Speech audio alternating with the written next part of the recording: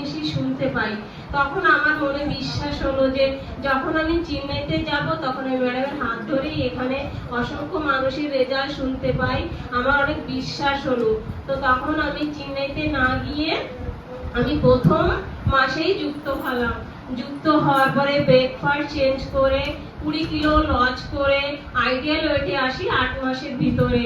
তখন আমি জানতে পাই সত্যি এখান থেকেই আমি জীবন পাবো। তো আমি এইখানে না আসলে আমার বাঁচার কোনো উপায় ছিল না, যে কারণে আমার হাজবেন্ড, আমার বান্ধবীরা সবসময় বড় বড় হসপিটালে নিয়ে যাওয়া আসা করতো। গাড়িতে উঠতে পারতাম না, কোনো বাসে উঠতে পারতাম না, স্কুটিতে উঠতে পারতাম না, কোনো কাজ করতে পারতাম না।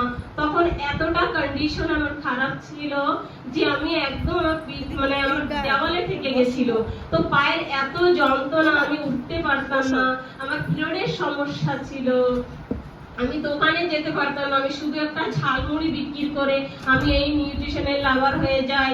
আমার শ্রীমতী ম্যাডামের হাত ধরে, আমার coach lovely madam, madam sir ম্যাডামের হাত ধরে আমি অনেক ভালো আছি। স্মৃতি ম্যাডাম আমার অনেক হেল্প করে।